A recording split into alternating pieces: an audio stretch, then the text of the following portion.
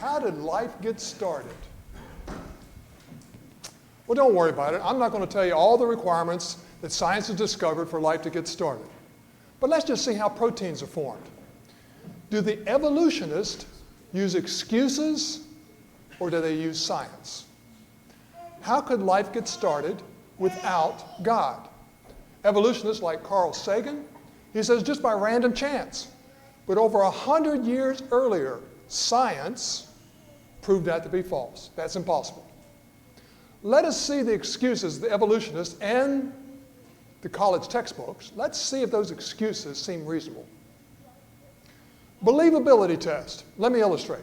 Imagine a wife had to go on a sudden trip, and she left her husband a note on the front porch saying, "Please feed the cats each day when you get home." But 10 days later, when she got back, he hadn't fed the cats at all.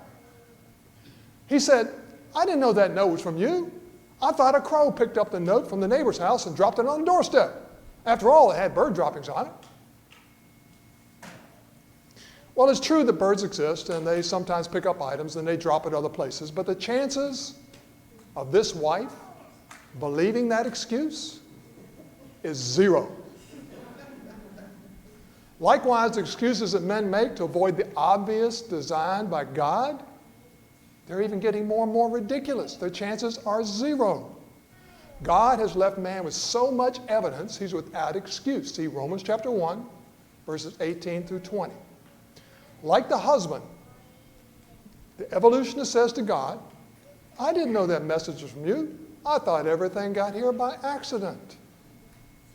You see, making up excuses for not believing in God, there's nothing new. Evolution's been doing this for thousands of years.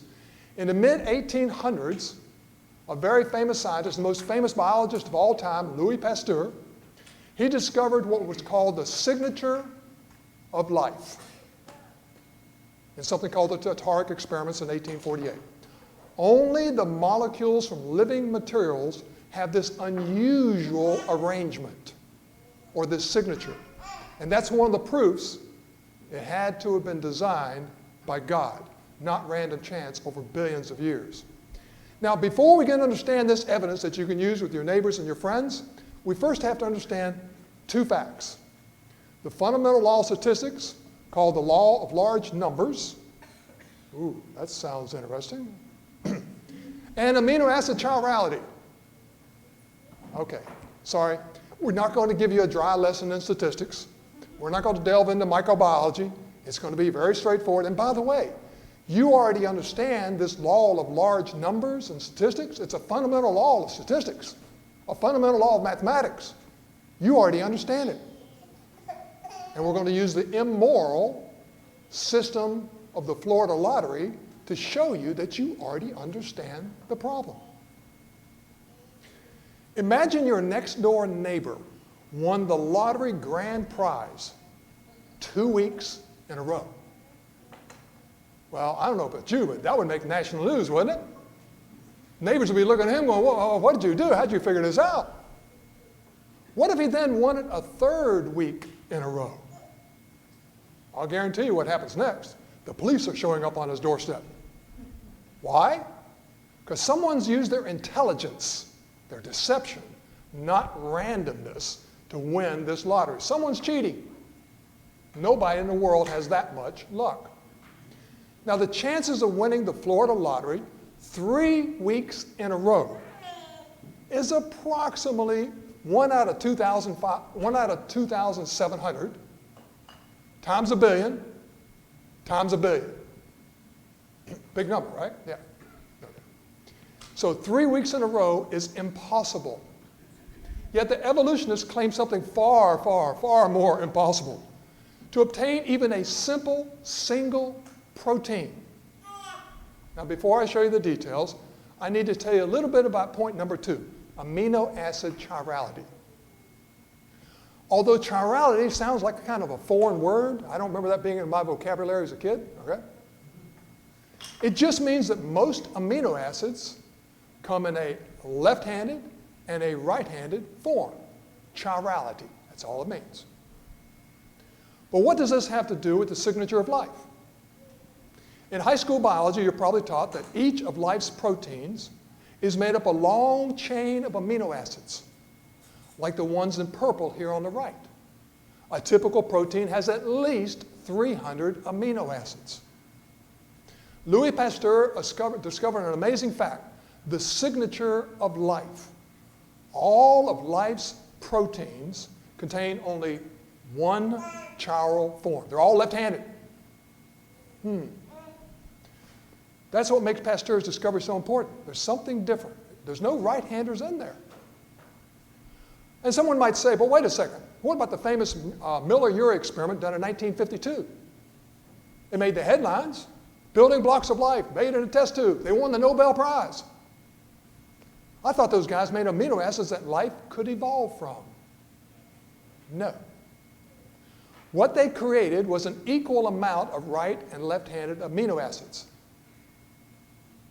That's an important detail that they never bothered to tell you. They left that out. It was out of the textbooks, out of the headlines.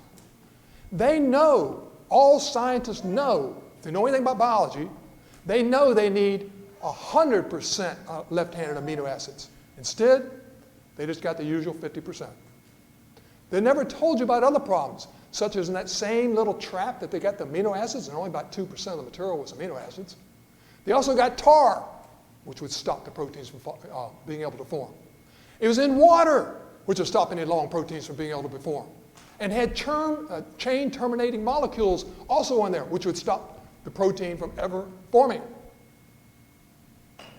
And more. In other words, how could conditions on the evolutionist imaginary primordial Earth, the primitive Earth, before life got started, how could it randomly assemble what would reach in and grab just 300 left-handed amino acids? Life hadn't started yet. Life can choose all lefties, but before you get life started, what's there to choose other than randomness? Statistically, this is like flipping a coin 300 times in the head, or taking 300 coins, flipping them all up, and they all turn out heads. Well, if you think winning the Florida lottery 3 weeks in a row is impossible, to take 300 coins and throw them up, and they all land heads, you'd have to be winning the Florida lottery 10 weeks in a row. And that's for one protein. They need 260 for the simplest cell they can imagine. 260 proteins, each 300, 400, 500 amino acids long. It's impossible, folks. Just to form one protein that has 300 left-hand amino acids would be like your neighbor. See if you like this particular image. Yeah, he's kind of happy, isn't he? He's won the Florida lottery 10 weeks in a row. No. The police would be there long before he ever got to his 10th win. The following illustration, I want to show you how to recognize the difference between intelligent design versus random chance. Imagine you had 2 rooms, let's say 10-foot by 10-foot rooms, okay? And in each room, you took 300 coins. They're all mixed up. You threw them into the air. How many heads and how many tails would you expect? Well, most of the time, you'd expect somewhere about 150 heads, 140, 160, 150, 140, 160 tails. That's about what you'd expect, right? Would you expect 290 heads and 10 tails? No. Now, what if you took a 6-year-old?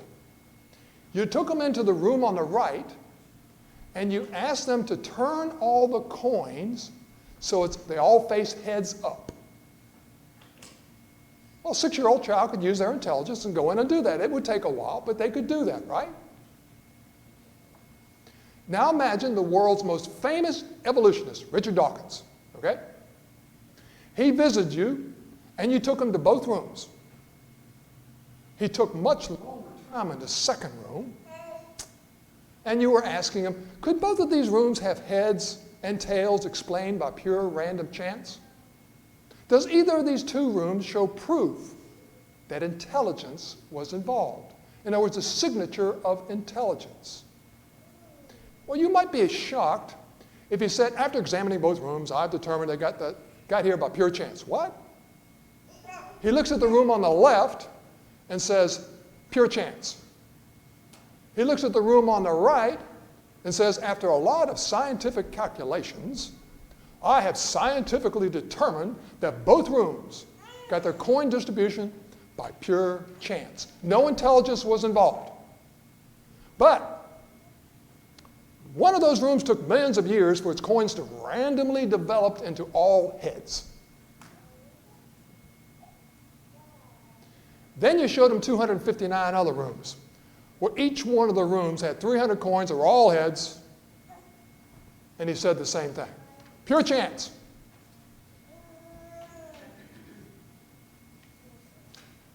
He would obviously be ignoring the obvious, which is what evolutionists do concerning the formation of even one typical protein with 300 amino acids, all left-handed. It is statistically impossible to have occurred randomly. Intelligence was required. Again, it is safe to say that if the evolutionist were to win the state lottery 10 weeks in a row, he'd be put into jail. And that is only for one protein, let alone the 260 needed for the simplest cell imaginable. Dawkins would have to win the Florida lottery 10 weeks in a row for one protein. He'd have to win it 10 times 260 proteins, which is 2,600 weeks in a row. And what has he got? He still doesn't have a cell. He's just got the proteins. Remember, this is just the chance of getting left-handed amino acids. It's not getting the right amino acids. They're just lefts. You got 20 different amino acids. You got to get them in the right order. They got to fold up. They got to have all the DNA to make them, replicate them, everything else. But just the chance of getting left-handeds. You see, we need to put the evolutionist into an intellectual prison for daring to deny such obvious things as the law of large numbers and the signature of life. It's been proven since 1848. Now, if you want the handout for this lesson, it's on the back table over there. And it also includes another sheet on the Miller-Urey Experiment. I think you'll find amazing what they left out of the textbooks.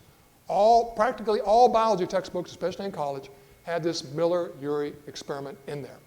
And it's known to not work. It's known to be a lie foisted on the American public. If you understand the law of large numbers, and number two, chirality, left-handed, right-handed amino acids. Now, many people, they don't obey God. And sometimes they use the excuse that they were taught in school or by somebody who knows science better than they do, that everything got here by random chance. That excuse won't work with God. And then you got a whole other group out there that doesn't bother to tell you what you have to actually obey. I got plenty of that out there too. So we got people in this culture running around choosing they're choosing the church of their choice. They find some group that they already agree with, and they go there. They don't bother to examine the evidence for themselves. They don't know what lies they've been taught in biology class. They don't know what lies they've been taught in their denominations. How can we help them see the lies before it's too late in their lives? Now, if there's anybody here tonight, this is what the Bible says you need to do. If you're not in the right relationship with God, we're going to sing an invitation song to encourage you to come up and learn more, or if you're ready to be baptized tonight, or if you just like to have the prayers of the church. If there's anything we do to help your spiritual condition, please come forward as we sing this invitation song for your encouragement.